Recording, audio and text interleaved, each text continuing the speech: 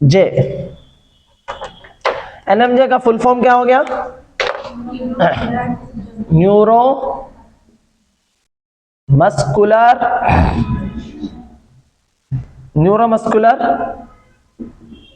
Junction. Neuromuscular junction में होता क्या? न्यूरोमस्कुलर जंक्शन क्या बोल रहे हैं? मतलब यह हुआ कि यहाँ पर न्यूरॉन और मसल के बीच में एक जंक्शन क्रिएट होता, इसलिए उसका नाम क्या बोल रहे हैं? Neuromuscular junction. सर वो न्यूरोमस्कुलर जंक्शन कैसा क्रिएट होता? देखिए, सबसे पहले आपको कॉमन बात है कि हमारा सेंट्रल नर्वस सिस्टम क्या करता है? ब्रेन और स्पाइनल कॉर्ड का बने हुआ रहता, और इसका यूनिट्स क्या है? नर्व्स है। नर्व का भी सबसे छोटा यूनिट क्या है? न्यूरॉन है। तो अब एक नर्व कई न्यूरॉन्स मिलकर बनाते हैं। देखो, अब ये सेंट्रल ब्रेन एक न्यूरॉन है, ये एक न्यूरॉन है, फिर ये एक न्यूरॉन है ना, ये एक न्यूरॉन है, ये एक न्यूरॉन है, ये एक न्यूरॉन है, ये ब्रेन है आपका। तो ब्रेन से ये न्यूरॉन्स है। न्यूरॉन्स क्या करते? इम्पल्स जनरेट करते। क्या बोलना उसको? इम्पल्स। क्या बोलेंगे? इम्पल्स जनरेट करते, जिसको अपन आम अल्फाज में सिग्नल बोल सकते। सिग्नल भेजते। अब ये सिग्नल आता है न्यूरॉन से न्यूरॉन, न्यूरॉन से न्यूरॉन, न्यूरॉन से न्यूरॉन, और फाइनली अफेक्टिव मसल, जहां पर भी आपको भेजना है अफेक्टिव मसल। अगर हाथ तक आपको इंफॉर्मेशन भेजना है, हाथ उठाना बोल के, तो उसको अफेक्टिव मसल बोलो। पैर उठाने के लिए अगर आप इंफॉर्मेशन ब्रेन से ले रहे तो आपका अफेक्टिव मसल आपके लिए क्या बन गया? लेग हो गया। अगर हाथ बोले तो हाथ हो गया। तो अफेक्टिव मसल तक इंफॉर्मेशन आता है, तो ये इम्पल्स होता है। इसको अपन टेक्निकल टर्म में इम्पल्स बोलते हैं, तो असल में आसान अल्फाज में सिग्नल। ये सिग्नल जब जाता है तो ब्रेन से सिग्नल जाता है न्यूरॉन से होते हुए, एक न्यूरॉन दूसरे न्यूरॉन को ट्रांसमिट करता। ये जब सिग्नल आता है यानी इम्पल्स आता है, तो अफेक्टिव मसल पे जाके वो इफेक्ट दिखाता है, यानी उसका मूवमेंट कराता है, जिसकी वजह से मसल कॉन्ट्रैक्ट होते, जिसकी वजह से मसल कॉन्ट्रैक्ट होता। तो मसल कॉन्ट्रैक्ट करने के लिए आपको नर्वस सिस्टम का इन्वॉल्व होना जरूरी है। हम पढ़े थे स्टार्टिंग में human body movements is consist including 3 systems. One is skeletal system, next muscular system, third one is nervous system. अभी तो अपन मसल पढ़ लिए, स्केलेटल सिस्टम तो है, ओके, आगे पढ़ेंगे अपन। अभी मसल सिस्टम पढ़ लिए, अब मसल सिस्टम के साथ नर्वस सिस्टम पढ़ेंगे अपन। अब ये नर्वस सिस्टम कैसा है? देखो, नर्वस सिस्टम में मस्कुलर कॉन्ट्रैक्शन में नर्वस सिस्टम का क्या रोल है अपन देखेंगे। सबसे पहले आपको जनरल बात बता दूं, मैं एक न्यूरॉन की यहाँ पर डायग्राम ड्रॉ करता हूँ, सबको मालूम होगा ये, इससे पहले भी पढ़े हैं अपन। कहाँ पर? स्ट्रक्चरल ऑर्गेनाइजेशन में, ठीक है। ये मेरा न्यूरॉन बना, इस न्यूरॉन के अंदर ये जो है ना, इसको सेल बॉडी बोलते। क्या बोलते हैं? Cell body. और एक नाम होता है सोमा, ठीक है, और एक नाम होता है साइटोन। सब नाम है इसके ये 6, ठीक है। और इसके अंदर ये क्या होता है? न्यूक्लियस, ठीक है। और इसके अतराफ में ये जो प्रोटेंड स्ट्रक्चर्स निकल रही, इसको बोलेंगे डेंड्राइट्स। क्या बोलेंगे? डेंड्राइट्स, ठीक है। और ये वाला हिस्सा जो लंबा जो दिख रहा है, इसको डेंड्राइट्स में से एक, साइटोन में से एक प्रोजेक्टेड बॉडी जो एक स्टॉक लाइक स्ट्रक्चर जो बाहर निकल रहा, इसको एक्सटेंडेड पार्ट, जिसको अपन बोलेंगे, बोलो, एक्सॉन। क्या बोलेंगे? एक्सॉन। अब इस एक्सॉन के पास, इसके लास्ट में आप देखेंगे यहाँ पर, इस एक्सॉन के पास लास्ट में ये जो नॉट्स बन रहे हैं, इसको नॉप्स बोलते हैं। यानी कौन से नॉप्स? सिनैप्टिक नॉप्स बोलेंगे। क्या बोलेंगे? सिनैप्टिक नॉप्स। और इसको एक्सॉन टर्मिनल्स बोल सकते। क्या बोल सकते हैं? एक्सॉन टर्मिनल्स को क्या लगे हुए हैं? सिनैप्टिक नॉब्स लगे हुए हैं।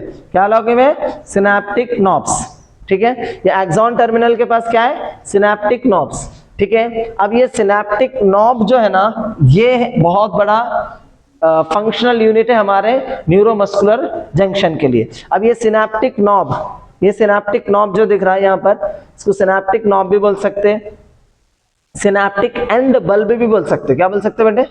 सिनैप्टिक एंड बल्ब, दो नाम है इसके, सिनेप्टिक नॉब भी बोलो या सिनेप्टिक एंड बल्ब भी बोलो। अब क्या होता, यहां पर आपको थोड़े तवज्जो से समझना है। ऑलमोस्ट अब आप देखेंगे आपने क्या किया, थोड़ा छोटा डायग्राम ड्रॉ कर रहा हूं। ये आपका क्या बन गया, ये मैं सिर्फ यहां से क्या लिया, सिर्फ सिनेप्टिक एंड बल्ब लिया। क्या लिया, सिनेप्टिक एंड बल्ब या सिनेप्टिक नॉब ले लो, जरा छोटा हो जाता लिखने में। सिनेप्टिक नॉब है ना, इस सिनेप्टिक नॉब के पास से क्या आता है, नर्व इंपल्स आता है, यानी सिग्नल आता है, ब्रेन से सिग्नल आता है। आया सिग्नल, यहां पर सिनेप्टिक नॉब के वाले हिस्से पे कैल्शियम चैनल्स रहते। क्या रहते, कैल्शियम चैनल। क्या रहते बच्चे, कैल्शियम चैनल रहता। समझने की कोशिश करो, कैल्शियम चैनल रहता। जैसे ही सिनेप्टिक नॉब के पास यानी ये नर्व इंपल्स आया, ये था नर्व इंपल्स आया, नर्व इंपल्स आया, तो ये कैल्शियम गेट चैनल्स जो है ना, ये कैल्शियम गेट चैनल्स ओपन हो जाते। क्या हो जाते, ओपन हो जाते। क्या हो जाते, ओपन हो जाते। जैसे ही कैल्शियम गेट चैनल्स ओपन हो जाते, जैसे ही कैल्शियम गेट चैनल्स ओपन हो जाते, तो अंदर कैल्शियम घुसने लगता। Ca+2 कैल्शियम अंदर घुस जाता, Ca+2 कैल्शियम अंदर घुस गया। जैसे कैल्शियम अंदर घुस गया, ये सिनेप्टिक नॉब के पास एक सेमिनल वेसिकल्स रहते। क्या रहते, सेमिनल वेसिकल्स। सेमिनल वेसिकल्स क्या रहते, सेमिनल वेसिकल्स। क्या रहते, सेमिनल वेसिकल्स। क्या बोलेंगे इसको, इस रेड कलर के जो मैं बॉल लाइक स्ट्रक्चर्स ड्रॉ करा, इसको बोलेंगे सेमिनल वेसिकल्स। ठीक है, सेमिनल वेसिकल्स। अब ये सेमिनल वेसिकल्स के अंदर एक न्यूरोट्रांसमीटर रहता। क्या रहता, न्यूरोट्रांसमीटर, न्यूरोट्रांसमीटर, न्यूरोट्रांसमीटर, न्यूरोट्रांसमीटर, जिसको NT यानी न्यूरोट्रांसमीटर।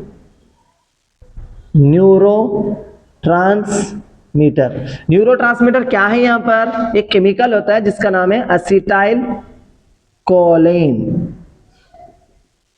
असीटाइल कोलिन, क्या नाम है उस केमिकल का नाम, असीटाइल कोलिन नामक, यानी असीटाइल कोलिन का नाम का एक केमिकल रहता। वो कहां पर रहता, सेमिनल वेसिकल। और सेमिनल वेसिकल कहां रहते, सिनेप्टिक नॉब के अंदर। ये एक एसिटाइल कोलिन को लेके एक छोटा सा वेसिकल है। वेसिकल मतलब कोई भी एक छोटा सा बॉल जिसके अंदर कोई भी केमिकल रहा तो उसको क्या बोलते हैं अपन, वेसिकल बोलते हैं। तो ये सेमिनल वेसिकल के अंदर क्या भरे हुआ है, न्यूरो ट्रांसमीटर भरे हुआ है। न्यूरो ट्रांसमीटर का नाम क्या है, एसिटाइल कोलिन। क्या नाम है, एसिटाइल कोलिन। जब ये एसिटाइल कोलिन सेमिनल वेसिकल के अंदर भरा हुआ है, तो ये जब कैल्शियम ऊपर से नर्व इंपल्स आने की वजह से कैल्शियम गेट चैनल ओपन होने से नर्व के बाहर का अंदर बाहर का कैल्शियम चैनल ओपन होते ही कैल्शियम अंदर आता है, तो ये सेमिनल वेसिकल को एक्सोसाइटोसिस करा देता है। क्या करा देता है, एक्सोसाइटोसिस। एक्सो का मतलब होता है बाहर, साइटोसिस का मतलब होता है, साइटो मतलब क्या होता है, सेल। सेल को तोड़ देता है, यानी इस सेमिनल वेसिकल एक्सोसाइटोसिस का मतलब होता है सेल से बाहर निकल जाता। कैसा निकल जाता सेल से बाहर, देखो ये एक्सोसाइटोसिस कैसा करता है। मेरे को जगह बसने हो रही, मैं कोशिश करूंगा कि यहां से निकलेगा। ये कौन, सेमिनल वेसिकल रेड कलर का है ना, रेड कलर का सेमिनल वेसिकल बाहर निकलेगा। ये रेड कलर का सेमिनल वेसिकल, उसमें से एक सेमिनल वेसिकल बाहर निकल जाएगा, यहां पर ऐसा बाहर निकल जाएगा। ये सेमिनल वेसिकल यहां बाहर निकल के और इसके अंदर भरा हुआ एसिटाइल कोलिन भी बाहर निकल जाएगा। लेकिन उसको बाहर निकलने से पहले मैं आपको एक डायग्राम बताता हूं। यहां पर ये आपका सिनेप्टिक नोब है, समझ में आया। इसके अंदर क्या भरे हुआ है, सेमिनल वेसिकल भरे हुआ है। उसके अंदर क्या भरे हुआ है, एसिटाइल कोलिन न्यूरोट्रांसमीटर भरे हुआ है। ठीक है, लेकिन अब यहां पर आप देखेंगे ये वाला एक हिस्सा मैं ड्रॉ कर रहा हूं, ये क्या है मालूम आपका, ये मसल सेल है। क्या है ये, मसल सेल, जिसको आप मसल फाइबर भी बोल सकते हैं। ठीक है, ये मसल फाइबर के पास क्या होता है, आप देखेंगे यहां पर एक आयन रिसेप्टर रहता। क्या रहता, आयन रिसेप्टर। उस आयन रिसेप्टर के बाजू में एक फिर आयन चालन रहता। क्या रहता, आयन। ये एक रिसेप्टर है, रिसेप्टर के पास में एक आयन चैनल है। अभी मान लो ये सोडियम आयन चैनल है, समझेंगे, सोडियम आयन चैनल। यहां पर सोडियम आयन चैनल भी है। मेरी बात समझ में आया तक? देखो ये मसल फाइबर है, इस मसल फाइबर को एक आयन रिसेप्टर भी है, उसके साथ में सोडियम आयन चैनल भी है, और ये जो मैं ये ट्यूब्यूल लाइक स्ट्रक्चर ड्रॉ करा, इसको अपन बोलेंगे टी ट्यूब्यूल। क्या बोलेंगे? T tubule. क्या बोलेंगे? T tubule. एक एक वर्ड समझते जाओ। अब मैं अंदर जो है ना नेगेटिव चार्ज डाल रहा हूं, क्योंकि अभी रेस्ट में है, अभी मसल कॉन्ट्रैक्ट नहीं हुआ, ये भी रेस्ट में है, इसकी वजह से यहाँ पर क्या है? नेगेटिव चार्ज है। अब मैं इसके अंदर क्या करता हूं, एक सार्कोलेम्मा, सार्कोप्लाज्मिक रेटिकुलम, जानते हैं आप इसको क्या बोलेंगे? ये वाला जो मेम्ब्रेन है, अपन पढ़े थे कल, मसल फाइबर सेल के जो मेम्ब्रेन होता उसको अपन क्या बोलते हैं? बोलो, सार्कोलेम्मा। इस मेम्ब्रेन को क्या बोलते हैं अपन? सार्कोलेम्मा। क्या बोलते हैं? सार्कोलेम्मा। और इसके अंदर जो प्लाज्मा है उसको अपन क्या बोलेंगे? सार्कोप्लाज्मा। जैसा अपन रीनल, किडनी के वास्ते रीनल वर्ड यूज करते हैं, वैसे मसल की बात आए तो क्या वर्ड यूज कर देना? Sarco, sarcolemma, sarcoplasm, sarcomere, sarco word use करना। जैसे किडनी की बात आए तो renal tubule, renal medulla, renal pyramid, renal papillae, सब रीनल वर्ड यूज करते हैं। वैसे अगर लिवर की बात आती तो लैटिन लैंग्वेज में उसको hepatic nerve, hepatic vein, hepatic neuro, समझ में आया ना? तो ये हेपाटिक वर्ड। वैसे यहाँ पर जब भी सार्को वर्ड यूज हो तो समझना वो किसके बारे में चलने वाला है? मसल के बारे में चलने वाला है, लैटिन लैंग्वेज में, साइंटिफिक लैंग्वेज में। चलो अब मैं यहाँ पर क्या लिखा, जैसा आम सेल के अंदर प्लाज्मा मेम्ब्रेन होता तो यहाँ पर सार्कोप्लाज्मा रहता, आम सेल के ऊपर प्लाज्मा मेम्ब्रेन होता, यहाँ पर सार्कोलेम्मा होता। आम सेल के अंदर एंडोप्लाज्मिक रेटिकुलम होता, यहाँ पर सार्कोप्लाज्मिक रेटिकुलम रहता। क्या रहता है? Sarcoplasmic reticulum. अब ये सार्कोप्लाज्मिक रेटिकुलम टी ट्यूब्यूल को लगे हुआ है। ये टी ट्यूब्यूल के अंदर सार्कोप्लाज्मिक रेटिकुलम में फुल कैल्शियम से भरे हुआ रहता। क्या भरे हुआ रहता? सार्कोप्लाज्मिक रेटिकुलम किससे भरे हुआ है? कैल्शियम आयन से भरे हुआ है, कैल्शियम से भरे हुआ है, कैल्शियम, फुल कैल्शियम से भरे हुआ है। कौन?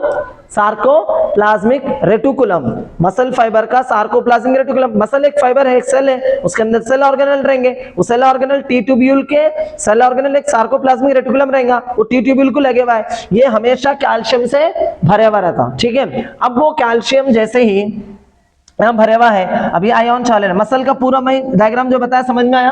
ये मसल फाइबर का सार्कोलेम्मा है, सार्कोलेम्मा के पास आयोनिक चैनल है, आयोनिक चैनल भी है और आयोनिक रिसेप्टर भी है ना? ये आयोनिक रिसेप्टर कुछ एक आयोनिक चैनल अपने बाजू रखा, यानी इसके इटसेल्फ एक ionic receptor itself ionic channel है। समझ में आया? आयन्स को अदली बदली करने वाला, आयन्स को आगे पीछे भिजाने वाले को आयोनिक चैनल बोलते हैं। यहां तक बात समझ में आ गई। और ये हो गया सिनेप्टिक नोब है। सिनेप्टिक नोब के अंदर क्या पड़ा हुआ है? सेमिनल वेसिकल है। सेमिनल वेसिकल के अंदर क्या है? न्यूरोट्रांसमीटर है, जिसका नाम है असिटाइल कोलिन है। जैसे ही अच्छा, अब उसके बाद ये जो जगह खाली है नी, एक न्यूरॉन और एक मसल फाइबर के बीच में जो जगह खाली है, उस जगह को अपन बोलेंगे सिनेप्टिक क्लेफ्ट। क्या बोलेंगे? Synaptic cleft. ये वाला हिस्से को अपन क्या बोलेंगे? सिनेप्टिक, क्या बोलेंगे? Synaptic cleft. क्या बोलेंगे? Synaptic cleft. अब ये सिनेप्टिक क्लेफ्ट गौर से देखो, ये सिनेप्टिक क्लेफ्ट और ये सिनेप्टिक नोब और ये मसल फाइबर है ना, ये तीनों मिलाए तो बनता है न्यूरो मस्कुलर जंक्शन। इन तीनों के कनेक्शन को क्या कहते हैं? Synaptic knob plus synaptic cleft plus muscle fibre, sarcolemma of muscle fibre, ये तीनों हिस्से को मिलाए तो क्या बनता है? Neuromuscular junction. क्या बनता है? Neuromuscular junction. बात समझ में आई यहां तक? न्यूरोमस्कुलर जंक्शन क्यों बोलते, कई को बोलते, अब तक समझ में आया? नहीं समझ में आया? न्यूरोमस्कुलर जंक्शन में क्या क्या चीजें इन्वॉल्व होते समझ में आया? अब गौर से सुनो। अब इसके अंदर से जैसे सिनेप्टिक क्लेफ्ट में से, जब सिनेप्टिक नॉब में से जब सेमिनल वेसिकल बाहर निकलेगा, उसको वर्ड को क्या बोलते बोला मैं? एक्सोसाइटोसिस। क्या बोलते बोला मैं? एक्सोसाइटोसिस। जैसा कि अभी यहाँ हुआ देखो, इसको बोलते हैं एक्सोसाइटोसिस हुआ। और क्या रिलीज करा उन्हें? क्या रिलीज करा? असिटाइल कोलिन यानी न्यूरोट्रांसमीटर को रिलीज करा। अब ये जैसे ही न्यूरोट्रांसमीटर रिलीज होता है, गौर से सुनो, ये जैसे ही न्यूरोट्रांसमीटर रिलीज हुआ ये आयन चैनल के पास, जैसे ही इसके पास एक आयन चैनल है, तो जैसे ही न्यूरोट्रांसमीटर रिलीज हुआ, वो न्यूरोट्रांसमीटर आके बाइंड कर लिया, किसके साथ बाइंड कर लिया? रिसेप्टर के साथ। किसके साथ बाइंड कर लिया? रिसेप्टर के साथ, ठीक है। और यहां पर क्या आपके पास? Synaptic norm. और ये बीच में जगह खाली क्या है? इसके अंदर ये क्या था? ये एसिटाइल कोलिन। ये एसिटाइल कोलिन नामक का एक केमिकल था। ये केमिकल आके क्या करा? रिसेप्टर से बाइंड कर दिया। जैसे ही रिसेप्टर से बाइंड करा, जब तक वो रिसेप्टर से बाइंड नहीं करा था, जब तक इसका जो क्या बोलते हैं सोडियम का चैनल जो था वो बंद था। क्या था? बंद था। जैसे ही रिसेप्टर से बाइंड नहीं करा, जब तक बंद था। अब जो रिसेप्टर से बाइंड नहीं करा था तो बंद था, ठीक है। जैसे ही ये बंद रिसेप्टर से, जैसे ही ये रिसेप्टर से बाइंड किया,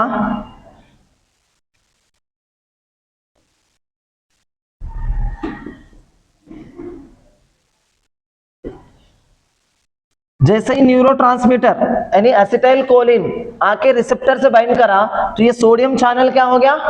ओपन हो गया। और टी ट्यूब्यूल के पास क्या था रखा हुआ? सार्कोप्लाज्मिक रेटिकुलम रखा हुआ था। जैसे ही ये ओपन हुआ तो सोडियम क्या हुआ? बाहर का सोडियम, सेल के बाहर का सोडियम अंदर घुस गया।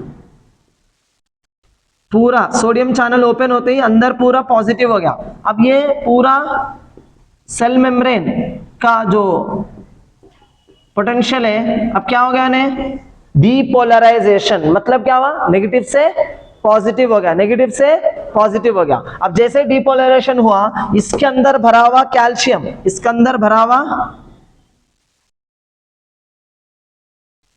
जैसे ही सोडियम अंदर आया तो टी ट्यूब्यूल को लगा हुआ सार्कोप्लाज्मिक रेटिकुलम को एक्टिवेट करा और उसको मजबूर करा कैल्शियम रिलीज करने के लिए। तो ये क्या कर दिया? इसने कैल्शियम रिलीज कर दिया। और ये मसल सेल है, मसल सेल का सार्कोप्लाज्मिक रेटिकुलम है। अब ये क्या करा? मसल के अंदर यानी सेल के अंदर क्या रिलीज कर दिया? कैल्शियम रिलीज कर दिया। आ गया कैल्शियम आपको? यहां से कैल्शियम रिलीज हो गया। अब ये जो कैल्शियम है, असल करता धरता कहानी ये था कि ये कैल्शियम आएगा। अब ये मीरोमायोसिन के, देखो अपन पढ़े थे एफेक्टिन, ये था एफेक्टिन। इस एफेक्टिन के अंदर मायोसिन बाइंडिंग प्रोटीन था, मायोसिन बाइंडिंग साइट था, मायोसिन बाइंडिंग साइट था इसमें, ठीक है। इस मायोसिन बाइंडिंग साइट को लपेटा हुआ कौन था? Double standard tropomyosin. ये डबल स्टैंडर्ड है, याद रख लेना, डबल स्टैंडर्ड। जैसा डीएनए डबल स्टैंडर्ड होता है, वो भी ये भी double standard myosin tropomyosin protein है। अब इस ट्रोपोमायोसिन को एफेक्टिन के साथ कनेक्ट करके रखा था कौन? ट्रोपोनिन कनेक्ट करके रखा था। कौन करके रखा था? ट्रोपोनिन। मैं रेड कलर की जो ड्रॉ कर रहा हूं ये क्या है? ट्रोपोनिन है, ट्रोपोनिन है, ट्रोपोनिन है। अब ये ट्रोपोनिन के अंदर 3 पार्ट्स थे, अभी पढ़े थे अपन, था एक था सी, एक था आई, एक था टी। ट्रोपोनिन टी तो यहां पर क्या किया? ट्रोपोनिन टी तो यहां पर ट्रोपोनिन को, ट्रोपोमायोसिन को एक्टिन के साथ बाइंड करके रखा। ट्रोपोनिन आई जो है ना, ये जो रेड कलर में है, ये ट्रोपोनिन आई है, ये टी है और ये आई है, और ये ट्रोपोनिन, ये क्या मालूम? ट्रोपोनिन सी है। ये ट्रोपोनिन सी, ये जो कैल्शियम यहां से निकला था, ये इसके अंदर ही है भाई, मसल के अंदर ही रहता ना ये सब कुछ। अपन को ड्रॉ करने के लिए घिच होता, अपन कैसे ड्रॉ करके बता रहे, वरना तो ये जो कैल्शियम रिलीज हुआ, वो कैल्शियम मसल के अंदर रहने वाला प्रोटीन, एक्टिन प्रोटीन के पास रहने वाला ट्रोपोनिन सी जो यूनिट है उसके अंदर आता है और आके क्या करता है? उसको बाइंड करता है। अभी लिखे थे अपन, मेरे दिए थे पहले, तो ये कैल्शियम आके यहाँ पर बाइंड कर लेता, जिसकी वजह से जैसे ही ट्रोपोनिन सी को कैल्शियम आके बाइंड करता, तो ये ट्रोपोनिन आई जो है ना, ये अपना मूवमेंट क्रिएट करता, जिसकी वजह से आपका एफ एक्टिन के ऊपर लगा हुआ ट्रोपोमायोसिन, एफेक्टिन के ऊपर लगा हुआ ट्रोपोमायोसिन, एफेक्टिन के ऊपर लगा हुआ ट्रोपोमायोसिन अपना जगह चेंज कर देता, डिसलोकेट हो जाता। अब क्या हो गया बोलो, आपका मायोसिन यानी हीरोइन दिखने लग गई। अब तुम्हें हीरोइन दिखने लग गई। अब तुम्हें हीरो तो हीरोइन को देख लिया, यहां आ गया अब हीरो, ये आ गया हीरो आपका, ये हीरो आ गया। ये हीरो के पास क्या था, एक्टिन बाइंडिंग साइट, और इसके पास क्या था, मायोसिन बाइंडिंग साइट। अब आ जाएगा हीरो, कुछ झकने लगा तो ये जैसे ही ये दिखा, ये डिसलोकेट हुआ और ये जो ट्रोपोनिन आई को हटा दिया, जैसे हटा दिया यानी क्लिक अपनी इनएक्टिव हो गया उन्हें। ट्रोपोनिन आई जो है ना, इनएक्टिव होते ही ट्रोपोमायोसिन स्लाइड हो गया और ट्रोपोनिन देखो, सबसे पहले कैल्शियम बाइंडिंग साइट पे कैल्शियम बाइंड करा तो ट्रोपोनिन आई क्या हुआ, जो रोक रहा था मायोसिन को, है ना, वो अपनी जगह से हट गया। हटते ही ट्रोपोमायोसिन भी अपनी जगह से हट गया, ट्रोपोनिन टी भी वहां से अपने डिसलोकेट कर दिया, जिसकी वजह से आपका मायोसिन दिखने लगा, मायोसिन बाइंडिंग साइट दिखने लगा। तो अब ये मीरोमायोसिन एक्टिन के साथ आके बाइंड करेगा, एक्टिन के साथ बाइंड करेगा। तो ये जो क्रॉस बना रहे हैं इसको बोलते हैं क्रॉस आर्म या क्रॉस ब्रिज। तो ये क्रॉस ब्रिज किसकी वजह से बना, मायोसिन और एक्टिन के बाइंड होने की वजह से। यहां तक तो कहानी खत्म हो गई। अब हीरो हीरोइन तो मिल गए तो मसल कॉन्ट्रैक्ट होना चाहिए, तो मसल कॉन्ट्रैक्ट होना शुरू हो गया। लेकिन ये इतना आसान नहीं है। इस मसल कॉन्ट्रैक्ट होने के लिए स्लाइडिंग फिलामेंट थ्योरी यूज करना पड़ता है। एक साइंटिस्ट ने इसके ऊपर एक थ्योरी बनाया, स्लाइडिंग फिलामेंट थ्योरी। मतलब इसके पीछे ये, सर अभी तक तो हमने एक्टिन बाइंडिंग साइट को myosin binding site, myosin binding site को एक्टिन प्रोटीन और एक्टिन बाइंडिंग साइट को एक्टिन बाइंडिंग साइट को एक्टिन बाइंड कर लिया, मायोसिन बाइंडिंग साइट को मायोसिन बाइंड करा। मायोसिन बाइंडिंग साइट एक्टिन में था और एक्टिन बाइंडिंग साइट मायोसिन में था, दोनों एक दूसरों से बाइंड कर लिए। यहां तक तो काम खत्म हो गया। अब ये क्रॉस ब्रिज क्रिएट करे। अब लेकिन यहां तक काम खत्म, सिर्फ यहां पर क्या हुआ, कॉन्ट्रैक्शन हुआ। अभी कॉन्ट्रैक्शन हुआ, इनिशिएट हुआ कॉन्ट्रैक्शन।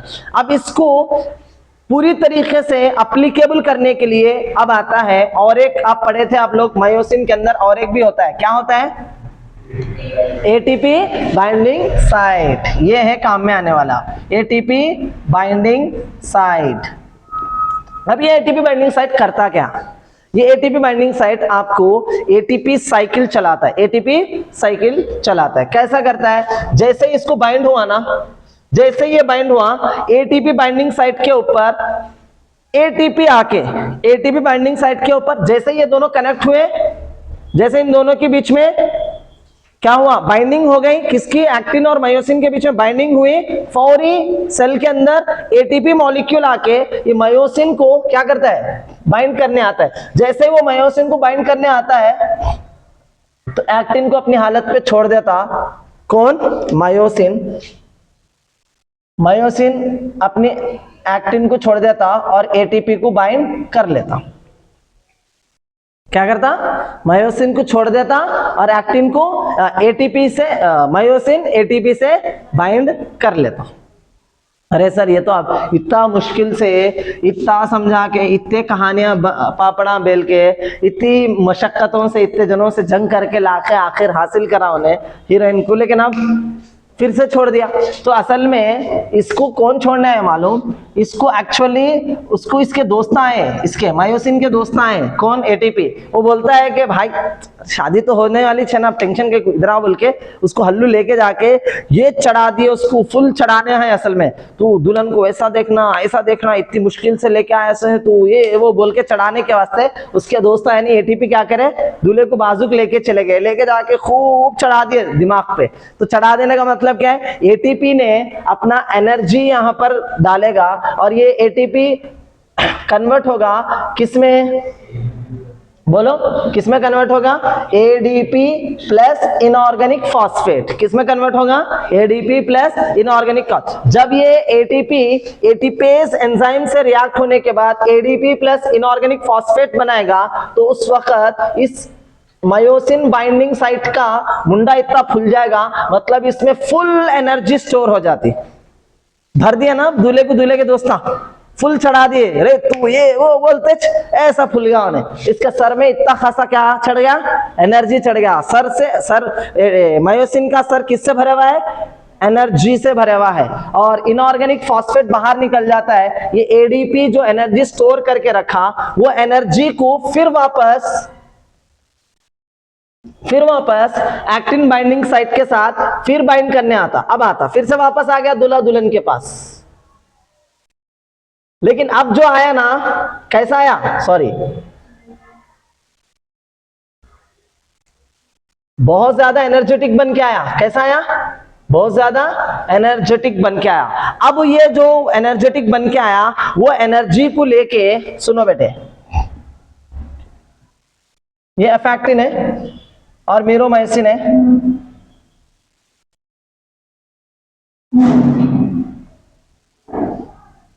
अब क्या करता मालूम, जबरदस्त तरीके से पीछे खींच के एक स्ट्रोक देता, पावर स्ट्रोक देता। कई को आया पावर स्ट्रोक, उसके सर में एनर्जी भरी हुई थी, वो पूरी एनर्जी को लेके एक पावर स्ट्रोक देता। तो ये एक्टिन बाइंडिंग साइट जो होता है, गौर से सुनो, ये एक्टिन बाइंडिंग साइट जो होता है ना, वो ऐसा हो जाता है, मतलब इन्हें पीछे चले जाता ऐसा।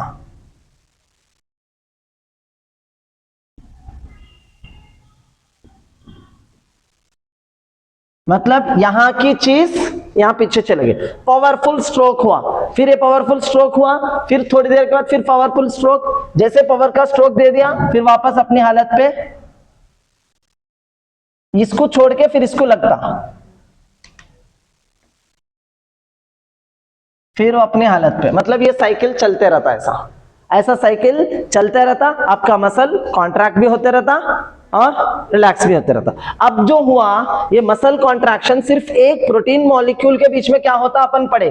अब इसको अपन वहां पर लेके जाएंगे जो मायोफाइब्रिल के कहानी में। कहां पर था मायोफाइब्रिल, याद है आपको? मैं ये मेटता हूं, ये तो आपको समझ में आ गया तो मैं मेट देता हूं। ये मेट दो, चलिए समझ में आ गया। नहीं कुछ समझ में नहीं आया तो डाउट पूछ लो आप बीच। अब देखो असल कहानी ये कैकुला है मालूम। फाइनली पावर स्ट्रोक मिला, मसल कॉन्ट्रैक्शन हुआ। अब क्या होता है देखिए, पढ़े अपन लगा, ये क्या है, थिक फिलामेंट, और ये बोलो भाई थिन फिलामेंट।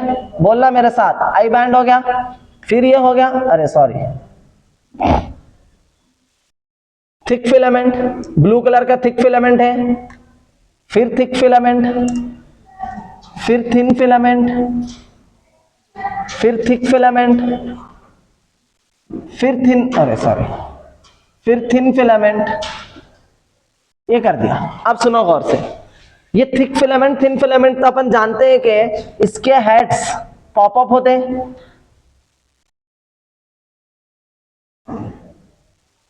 पढ़े नहीं पढ़े कल भाई? कल ही समझाया था ना, कितने मीरोमायोसिन्स मिलके बनाते हैं थिक फिलामेंट? 300 मीरोमायोसिन्स मिलके उसके हेड्स पॉपअप होते ना। अब ये पॉपअप हेड्स क्या करते मालूम, ये आई बैंड जो है ना, आई बैंड लेके जा रहा हूं मैं, ये आई बैंड, जो आई बैंड है ना, थिन फिलामेंट को क्या करते लगा, पावर स्ट्रोक देते। पावर स्ट्रोक मतलब ये दोनों क्या कर रहे हैं, खींच रहे हैं। क्या कर रहे हैं, खींच रहे हैं। तो जब क्या हो जाता, आई बैंड्स, मैं बोला था शुरू में, लास्ट में क्लाइमैक्स आने वाला है। देखो आई बैंड्स क्या हो गए, आई बैंड्स के बीच में जो H जोन है वो क्या हो गया, H जोन पूरे को खत्म हो गया, H जोन खत्म हो गया, ठीक है। और थिक फिलामेंट जितनी देर थिन फिलामेंट्स करीब आ गए और H जोन खत्म हो गया और थिक फिलामेंट पूरा कॉन्ट्रैक्ट हो गया। तो सार्कोमेयर का साइज कहां से कहां तक था, एक जेड लाइन से लेके दूसरे जेड लाइन तक था। अब जेड लाइन्स क्या हो गए, कम हो गए, कॉन्ट्रैक्ट हो गए, जेड लाइन की साइज कम हो गई। तो ये अभी क्या हुआ, फुल कॉन्ट्रैक्शन पे ये आई बैंड्स जो है ना, एक के ऊपर एक स्लाइड करना शुरू कर देते हैं। जब फुल कॉन्ट्रैक्ट करते हैं तो इनके आई बैंड्स क्या हो जाते हैं, एक के ऊपर एक स्लाइड कर देते हैं, एक के ऊपर एक स्लाइड करना शुरू करते, इसलिए इसका नाम क्या रखे, स्लाइडिंग फिलामेंट थ्योरी। क्या नाम रखे, स्लाइडिंग फिलामेंट थ्योरी। अब सुनो, ये कॉन्ट्रैक्शन हुआ, फिर ये नॉर्मल पोजीशन पे आता है तो रिलैक्सेशन होता है। यहां पर अपन ने कुछ टर्म्स है जिसको अपन एक बार वेरीफाई करेंगे। मैं आपसे कुछ चीजें पूछता हूं, आप कॉन्सेप्ट समझे सब बच्चे, ये चीजें मेरे को बताना, क्या क्या चीजें मैं पूछने वाला हूं, आप मेरे को इसके आंसर दीजिए।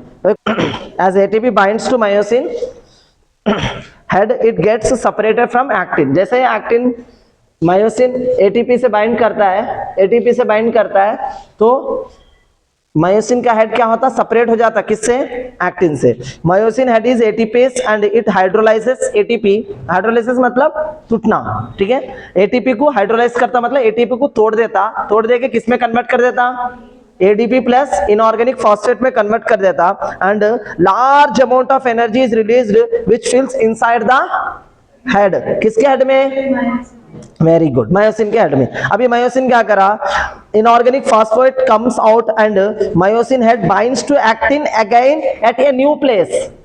देखो फिर से क्या करा इन्हें, वो प्लेस छोड़ के दूसरी प्लेस में फिर से बाइंड करने को आया। जब पहली बार बाइंड करा था तो उतना ज्यादा पावरफुल एनर्जी उसके पास नहीं था, एटीपी का हाइड्रोलाइसिस होने की वजह से उसके पास क्या आ गया, एडीपी आ गया, एडीपी की एनर्जी फुल आ गई। अब वो एडीपी एनर्जी को इस्तेमाल करके क्या करता है, वो comes out, this leads to power stroke. ADP की वजह से पावर स्ट्रोक मिलता, तो पावर स्ट्रोक की वजह से ये स्लाइड क्या हो गया, यहां से यहां हट गया। इसी को अपन क्या बोलते हैं, स्लाइडिंग फिलामेंट थ्योरी, ठीक है। अब मैं आपको कुछ क्वेश्चंस पूछ रहा हूं आपको, ठीक है। H जोन सार्कोमियर का नॉर्मल कंडीशन पे H zone, thin filament thick filament. अब बोलो, जब ये कॉन्ट्रैक्शन होता है तो सार्कोमियर क्या होता है, बोलो अल्फाज बोलो, इंक्रीज होता डिक्रीज होता, डिक्रीज होता। सेकंड बात, जब मसल कॉन्ट्रैक्शन होता है तो सार्कोमियर का साइज, सार्कोमियर का साइज क्या हो रहा है, डिक्रीज हो रहा। बात समझ में आ गया।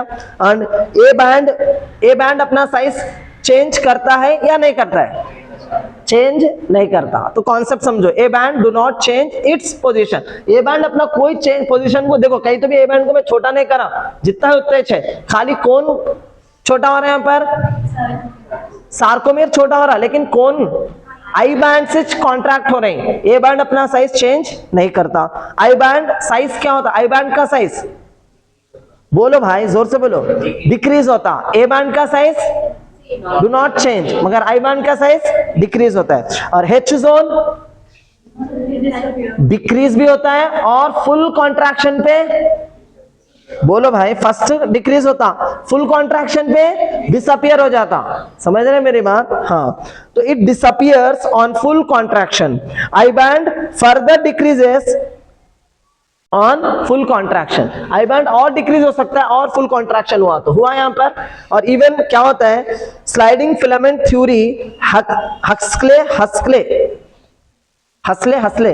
अब क्या बोलना है किसका, वो है हसले, HUXLEY। कौन दिया है थ्योरी का नाम, हसले नाम है बंदे का, साइंटिस्ट का नाम है, स्पेलिंग तो यही है भाई। अब तुम जो पढ़ना है पढ़ लो, हक्सले बोलो या हसले बोलो, नहीं उतना ही रहता। Do not change A band, overlap हुआ तो भी ए बैंड चेंज नहीं होता, ए बैंड का साइज चेंज नहीं होता। आई बैंड का फुल कॉन्ट्रैक्शन। अच्छा एक बात बताओ, आप जो बोल रही, ठीक है, आपका गुड क्वेश्चन, देखो इधर, गुड क्वेश्चन। ये हो गया ए बैंड, ठीक है। अरे भाई क्या हुआ,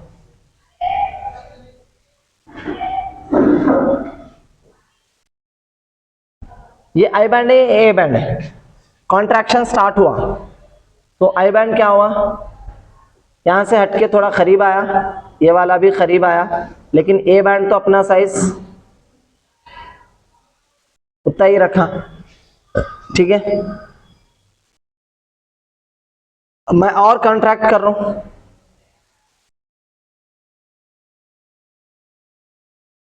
अब मैं क्या कर रहा हूं, आई बैंड को दूसरे आई बैंड से बिल्कुल मिला दिया। अभी भी थोड़ा जगह खाली रहता ए बैंड के, और आई बैंड के बीच में। फुल कॉन्ट्रैक्शन होने के बाद भी अभी जगह खाली रहती, और एक्स्ट्रा कॉन्ट्रैक्शन और ज्यादा कॉन्ट्रैक्ट करे तो आई बैंड और आई बैंड बड़ा हो जाता, लेकिन ये ए बैंड अपना साइज चेंज, मतलब आई बैंड उतना करीब तक जा सकता जितना ए बैंड को टच कर सकता। ए बैंड को पूरा टच कर लिया बोले तो अब आई बैंड भी उससे ज्यादा कॉन्ट्रैक्शन में जा नहीं सकता। लास्ट कॉन्ट्रैक्शन आई बैंड का आई बैंड के एक के ऊपर स्लाइड में ऊपर उठ जाना, एक के ऊपर एक स्लाइड हो जाना, एक के ऊपर एक स्लाइड होने को बोलते हैं स्लाइडिंग फिलामेंट थ्योरी। ये क्या है? फिलामेंट्स तो है ना, ये देखो आई बैंड क्या है? एक थिन फिलामेंट है। अरे बड़े भाई क्या बोल रहा हूं, मैं सही बोल रहा हूं। ये एक थिन फिलामेंट है, एक फिलामेंट दूसरे फिलामेंट के ऊपर क्या हो रहे हैं? साइड हो जा रहे हैं, है ना, स्लाइड हो रहे हैं, इसलिए इसका नाम क्या रख दिए? Sliding filament theory. इसको कौन दिए बेटे? हसले। अब जो भी पढ़ते हैं आप लोग हक्सले पढ़ लो या कोई भी पढ़ लो। This filaments slide over thick filament. Thin filament क्या हो रहा है? थिक फिलामेंट के ओवर स्लाइड हो रहा है। थिन फिलामेंट थिक फिलामेंट के ऊपर स्लाइड कर रहा है। थिन फिलामेंट थिक फिलामेंट के ऊपर स्लाइड कर रहा है। थिन फिलामेंट थिक फिलामेंट के ऊपर स्लाइड कर रहा है। बात समझ में आए? नहीं समझ में आए? Thin filaments are overlapping on each other. Thin filaments क्या हो सकते हैं? और ज्यादा कॉन्ट्रैक्शन गए तो ओवरलैपिंग ऑन ईच अदर। बात समझ में आ गई? चलिए फुल कॉन्ट्रैक्शन पे थिन फिलामेंट यानी आई बैंड क्या होता है? डिक्रीज हो जाता है। ए बैंड कभी भी अपना साइज डिक्रीज नहीं करता। तो पूरे पॉइंट्स आपके क्लियर हो गए? कोई चीज बच गई क्या? मैं एक बार कोई पॉइंट्स आपके सामने पढ़ के सुनाता हूं, क्या आपको ये समझ में आता है क्या? बोलिए। ऐसा तो लिखाना भी है आपको, स्टोरियां कुछ भी। पहले तो एक स्टोरी ऑलरेडी मैं समझा दिया ना भाई, सिर्फ पढ़ के सुना दे रहा हूं, कुछ भी डाउट रहा तो पूछ लो बस। अरे जान दो, इसको के उसमें पढ़ेंगे, एनसीईआरटी पढ़ेंगे, ठीक है।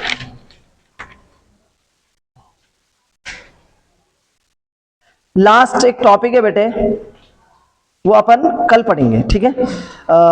Repeated further sliding the process continuous till calcium. कहां तक?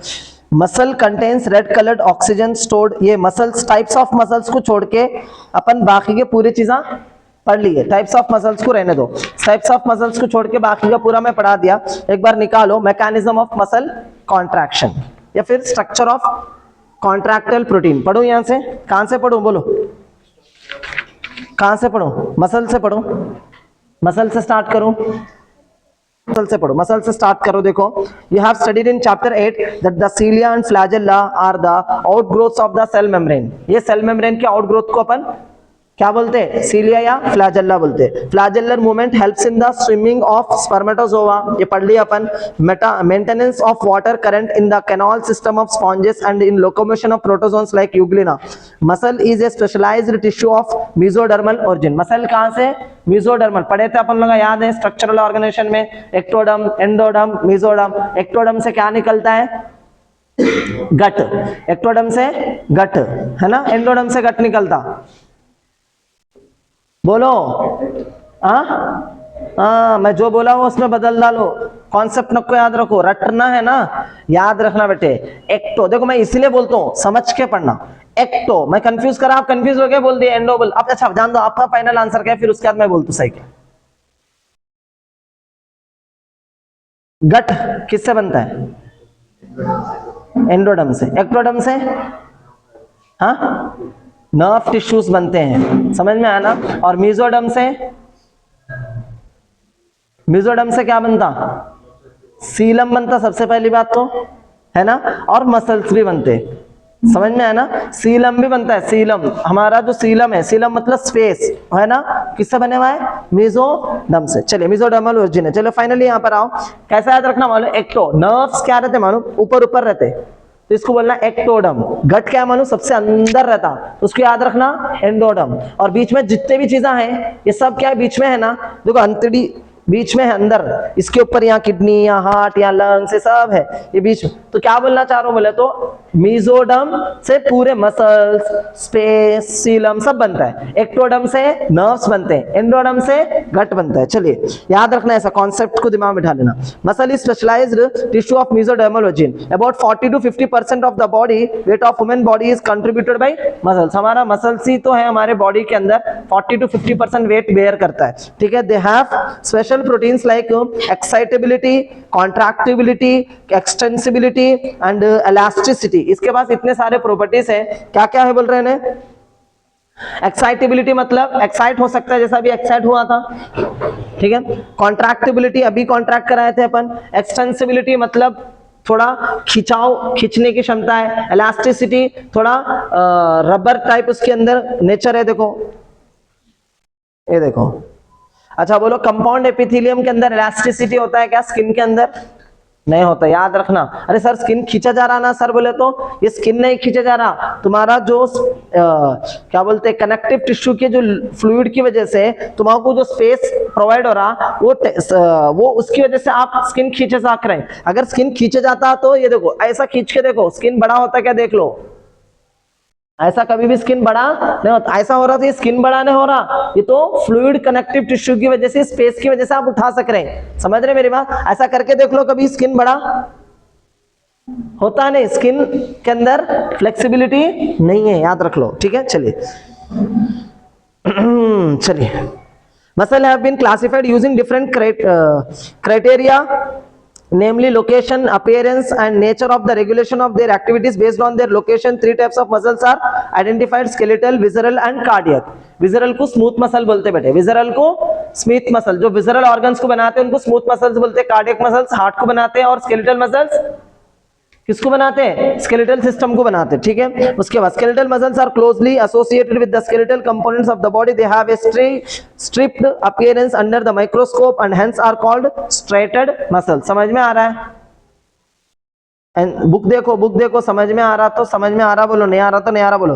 As their activities are under the voluntary control of nervous system. हमारे मसल्स क्या है? हमारे वॉलंटरी कंट्रोल में होते हैं। They are known as voluntary muscles too. They are primarily involve in locomotory actions and changes of the body postures. ज्यादातर muscles क्या हमारे लोकोमोशन के अंदर हेल्प करते हैं और हमारे पोस्टर को चेंज करते हैं। पोस्टर मतलब ये एक पोस्टर, ये पोस्टर चेंज करना या फिर नहीं तो लोकोमोशन, दोनों में भी हेल्प करता है कौन? मसल कॉन्ट्रैक्शन, ठीक है। Visceral muscles are located in the inner walls of hollow visceral organs of the body like the alimentary canal, reproductive tract etcetera. They do not exhibit any striation and are smooth in appearance, hence they are called smooth muscles, non-striated muscle. Their activities are not under the voluntary control of the nervous system. हमारी मर्जी से हम kidney को छोटा या बड़ा नहीं कर सकते, हमारी मर्जी से हम गट को छोटा या बड़ा नहीं कर सकते, हमारी मर्जी से हम पेट को छोटा या बड़ा नहीं कर सकते। जो स्मूथ मसल्स रहते हैं उसको अपनी कंट्रोल में नहीं रख सकते, ठीक है। And are therefore known as involuntary muscles. They assist for example in the transportation of food through the digestive tract and gametes through the genital tract. ये हमारे कंट्रोल में नहीं है। As the name suggests, cardiac muscles are the muscles of the heart. Many cardiac muscle cells assembles in a branching pattern to form a cardiac muscle based on appearance. मैं कहीं को नहीं पढ़ा ये पूरे बातें, ऑलरेडी मैं स्ट्रक्चरल ऑर्गेनाइजेशन में डिटेल में ऑलरेडी पढ़ा चुका हूँ। एक एक वर्ड का डेफिनेशन के साथ पूरे मसल्स का मैं वहां पर क्या दिया, पूरी पैरामीटर्स के साथ दिया मैं आपको। ये अलग से यहाँ तो बहुत थोड़े हैं, वहां पर तो बहुत ज्यादा प्रॉपर्टीज दिया मैं उसके। In a branching pattern to a form a cardiac muscle based on appearance, cardiac muscles are striated, they are involuntary in nature as the nervous system does not control their activities directly. Directly control नहीं कर सकता, indirectly तो करता ही करता। Let us examine a skeletal muscle in detail to understand the structure and mechanism of contraction. Each organised skeletal muscle in our body is made up of number of muscle bundles or fascicles help together by a common collagen connective tissue layer called fascia। बोला मैं, muscle का सबसे ऊपर वाले layer को क्या बोलते हैं अपन? फेसिया बोलते हैं, है ना। Each muscle bundle contains number of muscle fibre, जिसको अपन मसल क्या बोल रहे हैं, मसल फाइबर्स या मसल सेल भी बोल सकते हैं, ठीक है। Diagrammatic cross sectional view of muscle showing muscle bundle and muscle fibre. देखो मसल फाइबर देखा, एक मसल निकाला, उस मसल के अंदर एक बंडल है, उसको फेसिकल बोले, फिर उसके अंदर से मैं क्या निकाला, मसल सेल निकाला, यानी मसल फाइबर बोल रहा हूँ। उस मसल फाइबर के अंदर फिर क्या निकला है, सार्कोलेम्मा, यानी उसकी लेयर, उसका जो प्लाज्मा मेम्ब्रेन है उसको सार्कोलेम्मा, और उसके अंदर भी ब्लड कैपिलरीज होते हैं, क्योंकि हर मसल के अंदर ब्लड कैपिलरी बोलते हैं यूनिसेलुलर लेयर है, वो कहीं भी घुस सकता। पूरी बॉडी में क्या भरे हुए हैं, ब्लड कैपिलरीज भरे हुए हैं, जहां जहां ब्लड चाहिए वहां पर कौन पहुंचाता, ब्लड कैपिलरीज, ठीक है। चलिए, तो each muscle fiber is lined by a plasma membrane called sarcolemma enclosing the sarcoplasm। sarcolemma के अंदर क्या है, sarcoplasm है। muscle fibers is a syncytium, क्यों बोल रहे syncytium बोले तो multinucleated है ना, as the sarcoplasm contains many nuclei, the endoplasmic reticulum, therefore sarcoplasmic reticulum of the muscle fibers is a stored house of calcium ions. देखो बेटे, stored house of calcium ions. ये characteristic feature of the muscle fibre is the presence of large number of parallelly arranged filaments in the sarcoplasm called myofilaments और myofibrils. बताया था ना myofibrils, नहीं पता, ये था मसल फाइबर सेल, था नहीं था, फिर इसके अंदर अपन क्या दिखाते हैं, ये मायोफाइब्रिल्स है ना, ये मायोफाइब्रिल्स डार्क लाइट है ना, मायोफाइब्रिल्स में डार्क बैंड और लाइट बैंड होते हैं, कल पढ़ाया था मैं आपको। Each myofibril is alternate dark and light bands on it. A detailed study of myofibril has established that the striated appearance is due to the distribution pattern of two important proteins, actin and myosin. The light bands contain actin and is called I band or isotropic band, whereas the dark band called A or anisotropic band contains, बोलो, myosin. Both the proteins are arranged as rod like structures, दोनों भी rod like structures में arrange है। देखो दोनों proteins rod like structures में arrange है। पूरा समझ में आया यहाँ तक, डाउट है यहाँ तक कुछ भी नहीं है। तो rod like structures parallel to each other and also to longitudinal axis of the myofibrils. देखो मायोफाइब्रिल्स, ठीक है। Actin filaments are thinner as compare to myosin filaments, hence are commonly called thin and thick filaments respectively. Actin को thin बोलेंगे और myosin को thick बोलेंगे। In the centre of, अच्छा, एक मायोसिन प्रोटीन के अंदर हेड रहता, शॉर्ट आर्म रहता, फिर टेल रहता। शॉर्ट आर्म और टेल को दोनों को मिला के क्या बोलते हैं, मीरोमायोसिन, नहीं, हेवी मीरोमायोसिन हेड को बोलते हैं, और टेल और शॉर्ट आर्म को लाइट मीरोमायोसिन बोलते हैं। कल लिखाया था मैं आपके नोट्स में, लिखाया था ना, देख लीजिए वहां पर, ठीक है। Each I band is an elastic fibre. हाँ, ये बच्चा एक नया अपने को एक लाइन दिया था, क्या बोल के, आई बैंड किससे बनता है, इलास्टिन फाइबर से, इसलिए उसके अंदर खिंचाव है। और ए बैंड किससे बनता है, फाइब्रस मेम्ब्रेन से, इसलिए उसके अंदर कॉन्ट्रैक्शन नहीं है, याद रख लो, fibrous membrane. Hence commonly called thin and thick filamentous respectively. In the center of each I band in the elastic fiber called Z line। पढ़े थे अपन लोग, कहीं है, यहाँ है, देखो ये Z line, इससे पहले के स्लाइड में पढ़े थे अपन, ये Z line, और इसमें से अगर गुजर गया तो क्या है, M line। M line किससे बने हुआ है, फाइब्रस मेम्ब्रेन से। Z line किससे बने हुआ है, इलास्टिक फाइबर से, ठीक है। चलिए आगे बढ़ो। In the center of each I band is an elastic fiber called Z line which bisects it. The thin filamentous are firmly attached to Z line. The thick filamentous in the A band are also held together in the middle of this band. क्या है, एक thick filamentous in the A band are also held together in the middle of this band by a thin fibrous membrane called M line. The A and I bands are arranged alternately throughout the length of the myofibrils. The portion of the myofibril between two successive Z lines is considered as a functional unit of contraction and it is called as sarcomere. बोला था ना मैं आपको, क्या होता है sarcomere, contract हुआ तो सार्कोमियर का साइज छोटा होता है, फुल कॉन्ट्रैक्शन में सार्कोमियर का साइज छोटा होता है, और आई बैंड का साइज छोटा होता है, ए बैंड का साइज छोटा नहीं होता, एच जोन डिक्रीज होता, फर्स्ट फुल कॉन्ट्रैक्शन पे डिसअपियर हो जाता है। ये बातें पूरे अपने को समझना है और याद रखना है, एग्जाम में आया भी तो लिख लेना। In a resting state the edges of thin filaments on either side of the thick filaments partially overlap the free ends of the thick filaments, leaving the central part of the thick filaments.